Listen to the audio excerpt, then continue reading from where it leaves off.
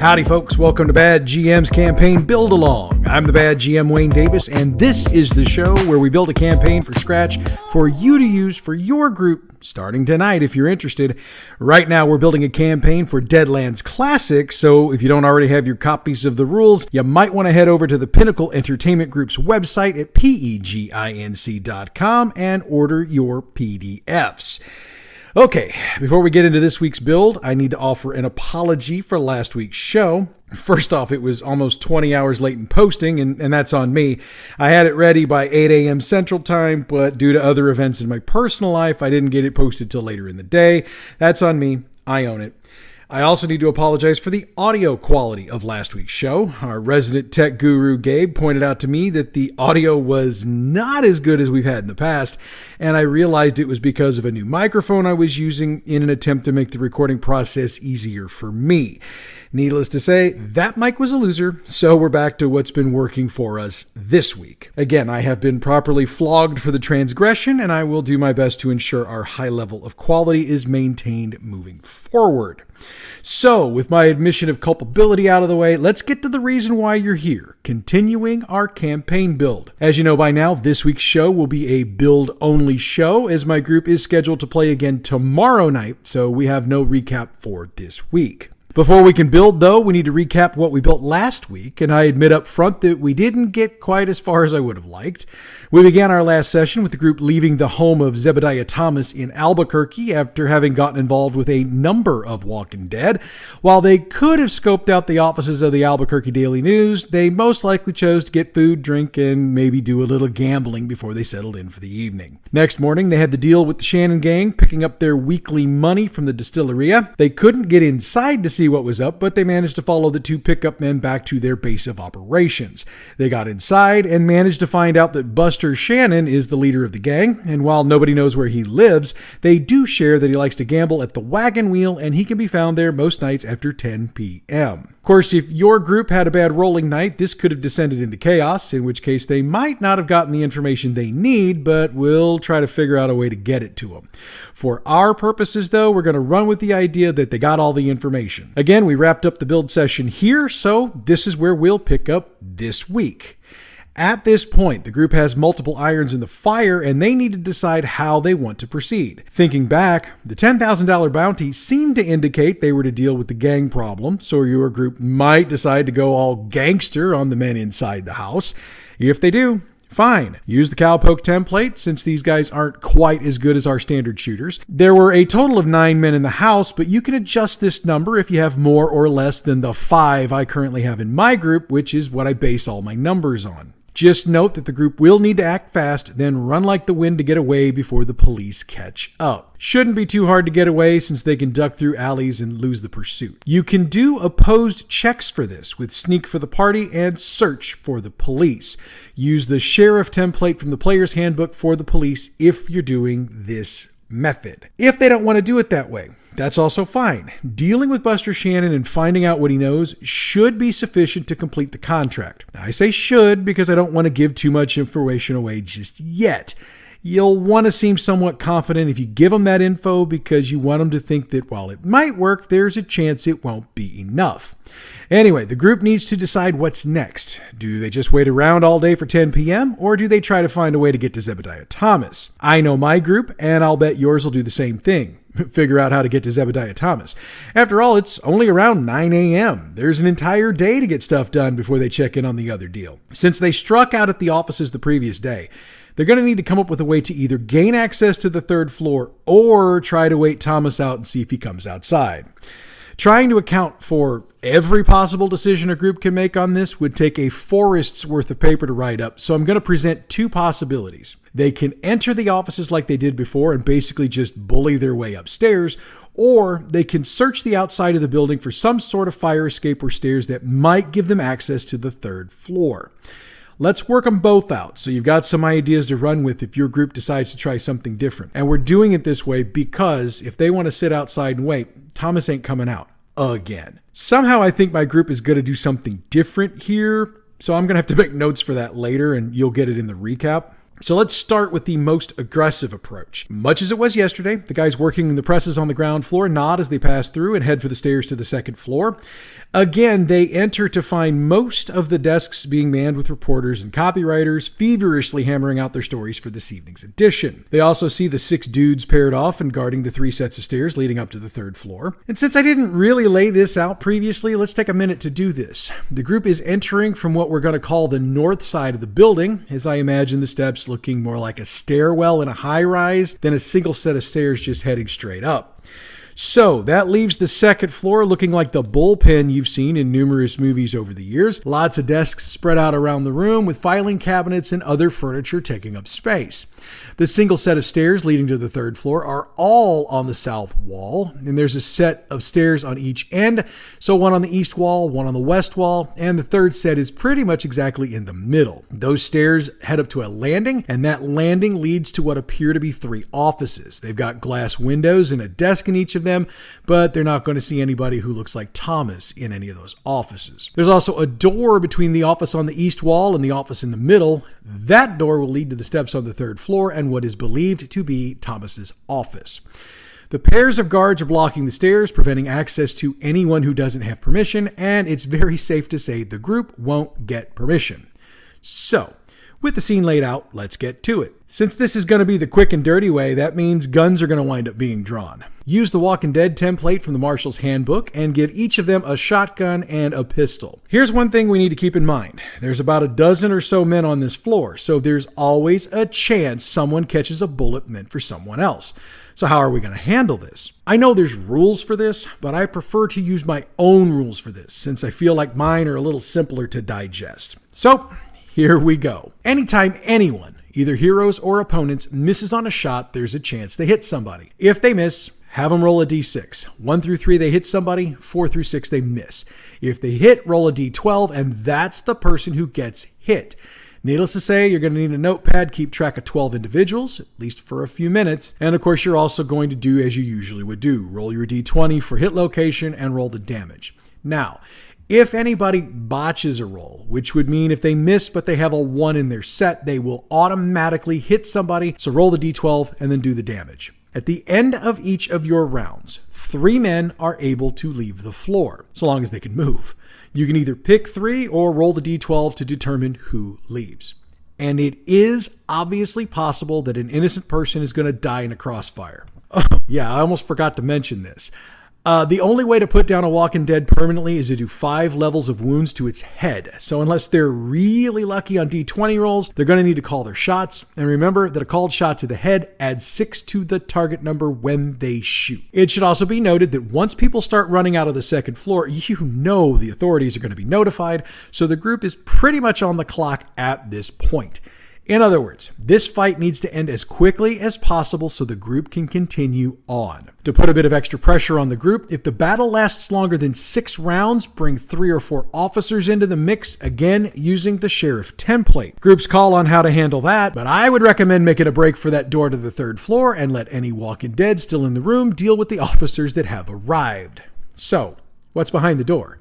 A stairwell. Naturally, and with the combat going on a floor below, most likely, the group should be smart enough to know that whatever they run into on the top floor will be most certainly alerted to their presence. Ergo, that means no chance of catching them off guard. Now, if your group managed to deal with the Walking Dead and nobody else showed up, maybe there's a chance they catch somebody off guard, but it's going to be pretty safe to say no, and it doesn't really matter, because when they get the door open to the 3rd floor, they find an office, very well appointed with rugs and a nice desk and chair. You can furnish it further with whatever you'd like, but the one thing they're looking for isn't here, and that's Zebediah Thomas. If they're on the clock, the entire group is going to need to be searching for things, which to be honest, they should be doing anyway. The target number for that search is a 9, and with that they find a hidden door which has a very narrow stairwell that winds down. For the record, this is on the west side of the building, probably like a secret thing with one of the shelving units or something. This is going to be narrow enough that if you happen to have a character with the big hindrance, they're going to have to squeeze their way down the steps. And needless to say, it's obvious they need to go single file down the steps. Oh, and the group is going to probably bug you about finding cool stuff in the office. Hate to break it to them, or to you, but there isn't anything here of interest. whole lot of files with old story copy in them and the numbers for the sales of the paper over the years, but nothing that they're used to getting or that they're probably really going to want. They also don't find any cool weapons or money or anything like that. And yes, I do realize that's going to annoy them to no end, but if they stay patient, it will be rewarded. Oh, and give your group 1 red chip each and a point of grit. Now, we're going to pause this part of the build right here because I want to switch over to the other possible idea we're working on, which is to search out another way to get into the office and onto the 3rd floor. So, let's back up to the group's arrival at the office.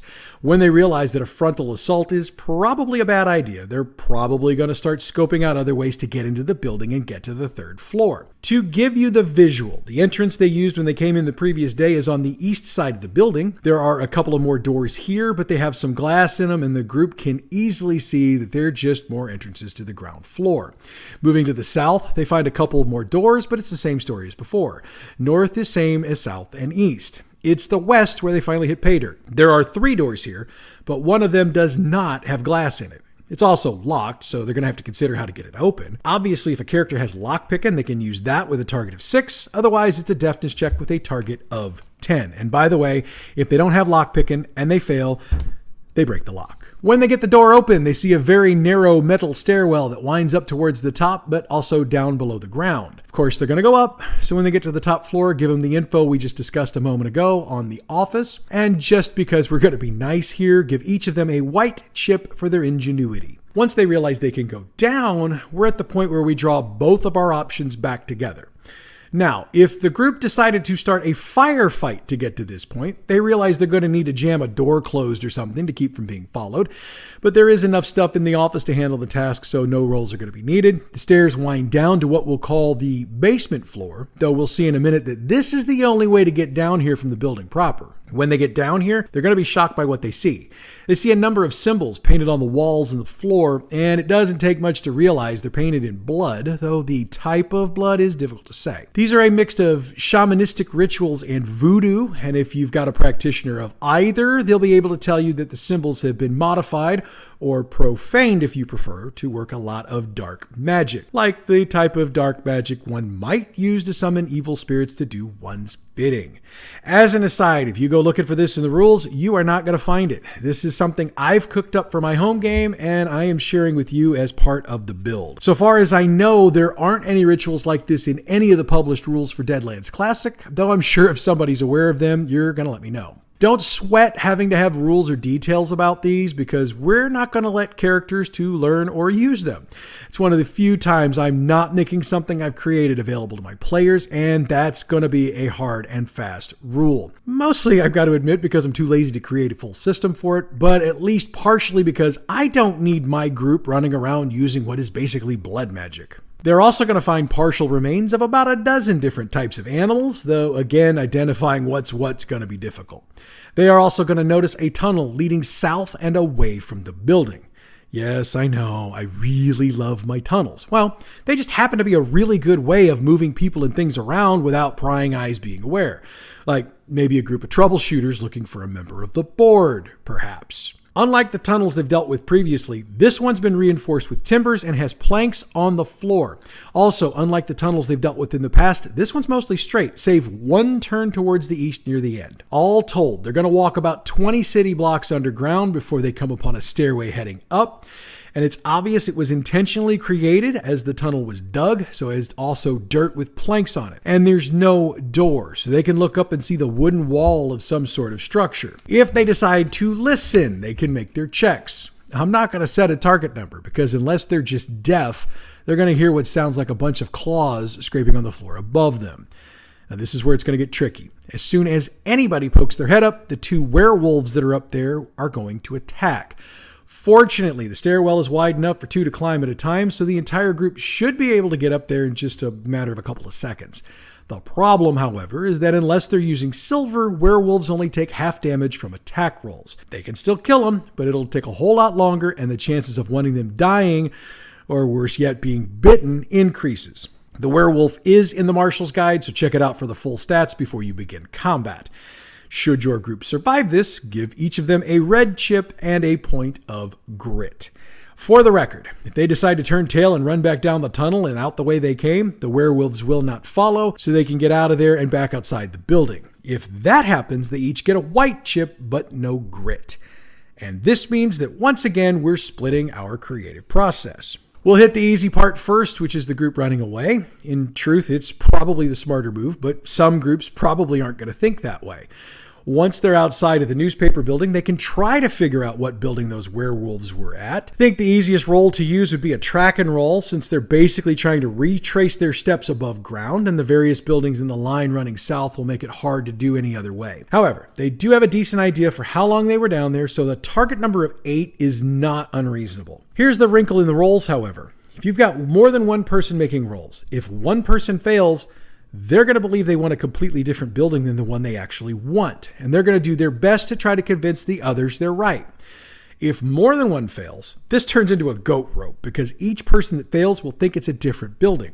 You'll want to pull each player who failed the roll aside and give them the 411 on this, so that the rest of the table isn't aware of exactly what your thought process is. In fact, I'd pull the ones who actually succeed on the roll as well. In fact, I don't think I'd tell folks if they succeed or fail. Just pull them aside and tell them what they need to know. That way, nobody knows who succeeded or failed, and everybody thinks they're right. The only time I wouldn't do this is if everybody who rolls succeeds. Then just tell them in the open that they found the building. The neighborhood looks somewhat familiar, and the building is a small warehouse or a storage house of some kind. When they look around, they realize they're just a couple of blocks north of Thomas's house. They can try the house again, but this time they see armed guards at the house, so sneaking in isn't going to be an option, and it's obvious they're eyeballing anybody who gets close. They can try to talk their way past, but these guys aren't going to let anyone in, so any roll is going to fail. Your group isn't going to like that, but sometimes we have to use GM fiat to move the story along, and this is going to be one of those cases. So to this point, group's at a dead end. What they do know is that Zebediah Thomas has a lot of weird creatures that seem to be under his command. So let's pause ourselves here and go back to that warehouse, working from the point that they fought the werewolves and won. If anybody got bitten, we have to follow the rules for that, which is going to make things rather interesting for characters moving forward. For the moment, though, things are cool. They exit the building and figure out what we just discussed above, and they run into the same issues as the group that ran did. So at this point, the group is really back at square one, and we're going to work a little more on this later. Regardless of how they got to this point, the group should be feeling a little more apprehensive about continuing down this particular path today. Besides, by this point, they've managed to spend a couple of hours checking things out, and especially if they drew in the police earlier, they figured out they probably need to lay low for a little bit. So that gives them the perfect excuse to head back to their hotel, clean up a bit, get a little rest, and then head out for dinner, and then to the Wagon Wheel Casino to try to find one Buster Shannon. By 10 p.m., the wagon wheel is running at full speed with the whiskey flowing, the card games and roulette wheel running full tilt, and a variety of working girls and guys making their way around the building to try to find somebody they can make $1 or $2 off of. The group will have an idea of the basic uniform of a member of the gang, so they'll be looking for someone wearing that very thing. Search checks with a target of 8 lead them to a faro table where Buster Shannon is noted to be playing. He's wearing the same basic uniform of the game, though his is obviously a little bit fancier than what they've seen to this point. He's an older man and fits the basic description they got of the older man who Mr. Marquez mentioned he'd been approached by when the payment started. Shannon has salt and pepper hair with a black mustache and a gray beard. Everything about him, other than the uniform, practically screams upright citizen and businessman. Listening to the conversations he's having, he's using exceptionally proper English, and as they listen for a bit, they pick up the fact that he has an accent. You can have group members make a knowledge roll to see if they pick up the accent, but unless they happen to be Irish or to have spent time around those of Irish descent, the target needs to be high, at least a 10. Now, since they were around an Irishman when they were back in Little Rock, we can cut this down to about a 7 or an 8. Your call which one. Now, I basically just gave it away. The accent is Irish, though the brogue isn't quite as heavy as you might expect, and the theory you should probably use is that he's been in North America for quite some time and has probably been spending so much time around non-Irish folks that a bit of the brogue is just kind of worn off. There aren't any open seats at the table when they approach, and it appears the 6 men have been playing here for quite some time. They're going to get that feeling from the number of glasses on the table combined with the cigar stubs and all of the chips that are out. The group can play this however they want, but it needs to be noted that nobody was going to actually get to play Pharaoh at this table. Sorry, Gabe and Aniston, no gambling. They'll also need to decide whether or not they want to remain quasi-hidden from Shannon. It's no big deal either way, it just alters how they encounter him face to face. And I just thought of this, so I realize I need to say something about it. If they didn't get the information by talking to the group members earlier, let's just say they found some paperwork or something, a note from Buster Shannon mentioning that if anybody needs to see him, he'll be at the wagon wheel at 10 o'clock. That's an easy way to write this off. Okay, so getting back into this. After about a half an hour of watching, Shannon will get up, gather the cash and chips he's won, and announce he's going to call it a night. This is where the choices the group has made to this point will come to roost. If they were obvious about wanting Shannon to see them, he'll eyeball a couple of them, then move on to a corner of the floor that isn't full of people, which is going to feel like some sort of trap to the group. But for once, it's actually not. He's there by himself when they get there, sitting at a table. If they weren't obvious, Shannon doesn't see him, and he heads off to the same quiet corner and takes a seat at a table. So regardless, your group really probably needs to sit down with the boss man. Whether he's expecting them or not, he doesn't really seem too surprised to see them there. Should be fairly obvious to the group that somebody in the gang brought the boss up to speed on what happened earlier today. And yes, that's even if they killed everyone in that house. Trust me, those were not the only gang members in the area. He will start off by buying drinks for the group and will attempt to make small talk, like the typical getting to know you stuff. However, it's probably a safe bet that the group's not having it, and they're probably going to want to get right down to business. Should they decide to talk a bit, Shannon will tell him he was born in Ballyshannon, County Donegal in Ireland in 1826. When he was 5, both of his parents died of illness, and family friends put him on a boat to the U.S., where he went to live with an aunt who'd settle in New York. He left there at age 17 and decided to travel the country to seek his fortune. Now, he won't get into how he put the gang together, but he will say that he's got his hands in a lot of business pies, in a manner of speaking. Believe it or not, we're going to do a discussion here that won't require rolls or negotiations. So long as the group keeps their cool and doesn't do anything aggressive, Shannon will talk to him, and will eventually get around to discussing exactly what they want to talk about. He waves off the deal at the house, regardless of whether any of his men died or not, though he will note that they acted with honor if they didn't kill anybody. He will state plainly that my boys did that to themselves. I warn them to be careful always, but some of them just don't listen. If the group asks about the gang's connection to Zebediah Thomas, he'll be upfront about it. Thomas has been losing money hand over fist for a couple of months, though it hasn't been from gambling. Shannon doesn't specifically know where the money's been going, but Thomas has been meeting him at least once a week in his office at the newspaper building to ask for more money. To this point, he's $25,000 in the hole, and Shannon expects to get word to meet with Thomas again soon.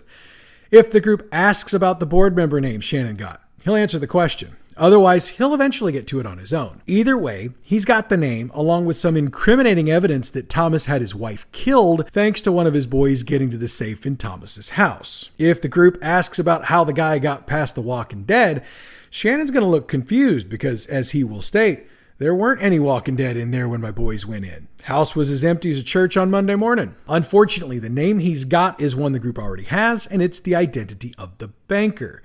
The evidence that Thomas had his wife killed is interesting, though, as it's a number of sworn statements witnessed by the county sheriff that appear to have disappeared from the county system. If the group happens to tell Thomas why they're meeting with him, he'll admit to being aware that someone was going to figure out what was going on eventually. I've got too many boys with loose lips. He's willing to make a deal with the group. He'll give them all of the papers he's got in exchange for them allowing him to fake his own death and leave Albuquerque. He's not going to get into the details of how he's going to pull it off, but he assures the group that it won't blow back on them. But he does say there will be clues as to who will be taking the blame in the papers he'll give them. If the group refuses, Shannon will understand, but he'll also inform the group that moving forward, they are adversaries, and the niceties of polite society will no longer be followed. In other words, both he and his men will shoot on sight. If they agree to the deal, he informs them that a courier will arrive at their hotel in a couple of hours with all the paperwork. He also tells them they might want to read the paper in the morning, hinting that reports of his death will also be there. Now look, I know my group. They're going to be mighty suspicious of all of this. So I intend to let them make their BS detection rolls. Much like other rolls we've done recently, so long as nobody rolls a 1, they're all going to buy what they're hearing, just to different degrees. With an agreement, Shannon nods, drops a 20 on the table, and lets the group know he's got the next couple of rounds. And now the group has a couple of hours to kill. Now your gamblers can gamble if they want, and the group can disseminate what they've just found out. The clock is somewhat ticking for them since they need to be back at the hotel in 2 hours, but look, your group's smart enough at this point to be able to manage their time. So let's just fast forward 2 hours. They'll actually get a knock on the door from one of the desk clerks requesting that one of them come downstairs to accept a package. When they get there, it's a young boy with a flat package wrapped in butcher paper and tied with string. He only knows that Mr. Shannon gave me $1 to bring this here. When they get back to their room and start thumbing through the papers, they realize there's enough evidence, at least in the form of statements from gang members and law enforcement, to have charges brought against Thomas. But since some of the law enforcement names are still in power, that's probably not going to happen. The info on the banker is in there as well, but the typewritten page doesn't have any new information. There is handwriting on the page, though, and it says, "This banker fellow couldn't possibly be the leader of this so-called board. He's too open and obvious. I'm wondering about our old friend from Wyoming. Seems to be the string-pulling type of fellow." There's no name given, and the handwriting on this page matches that on the final page, which is entirely a handwritten note. It has today's date on it, and it reads, "Gentlemen, first off, allow me to thank you for behaving like proper gentlemen this evening. You had no reason to believe me or trust me, yet you took my word as gold, which is a rare quality in men out here these days. I do not know what you intend to do with the information I've sent you, but I trust you'll find a way to put it to good use. Insofar as the boys in my organization, they'll get orders in the morning to relocate to Arizona and report to an old friend of mine. He runs a legitimate business there, and he'll make sure they walk the straight and narrow. You'll read reports that they found my body. Those are going to be partially true. They'll have found someone who looks a whole lot like me, but I can assure you it isn't. That being said, gentlemen, should you ever find yourself in Montana, might I suggest you stop in Billings and ask for Mr. McGuire. I hear he thinks you gentlemen are upright citizens and might want to buy you a drink. At least that's what I hear." The signature of William Sean Shannon ends, but there's a P.S. below it. If you're looking for another way to get to our mutual friend, might I suggest you head over to 32 B Street. You might be surprised who shows up around 4 a.m. And if you'd like a few trinkets, I hear the safe combination is 35, 16, 22. Of course, that's what I hear. WSS. It's up to the group to decide what's next, but let's be honest, they're going to head to the address so they can be there at 4 a.m. And I know my group, they're going to want to get there early so they can search the place. 32 B Street is a small one-story house. It's got a kitchen, living room, and a decent-sized bedroom, but the entire place is rather plain and drab. There are some clothes still hanging in the closet, and these are nice in the style of one Buster Shannon. Some of the shirts even have his monogram on them. It's obvious he didn't take much with him so as to really play the part of a dead man. That being said, they also don't find a whole lot of anything worth anything here, and they have a lot of trouble finding the safe. It takes a search roll with a target number of 12 to find it. Starts with someone figuring out that one of the floorboards seems to be a little bit looser than the others. After some exploration, they realize they need to move the bed. Once they've done that, they can get that board removed, but they'll also realize once they've done that a section of the floor under the bed can be removed, which exposes a safe buried in the floor. Not a very large one, but the combination works, and when they open it, the trinkets are 10 bars of silver and $1,000 in cash in various denominations. We'll discuss the value of the silver probably next week. As 4 a.m. approaches, the group hears people walking up the street towards the house because they are talking as they're walking. They can fairly easily find places to hide, but we're not going to make them make listens checks since they're going to be pretty much doing nothing else but listening and hiding at this point. They can make out about 10 voices, and they hear movement as men spread their way around the house to cover the windows. There's no back door, so they don't have to worry about anybody coming in that way. After a couple of minutes, they hear a voice call out, not too loud, but loud enough.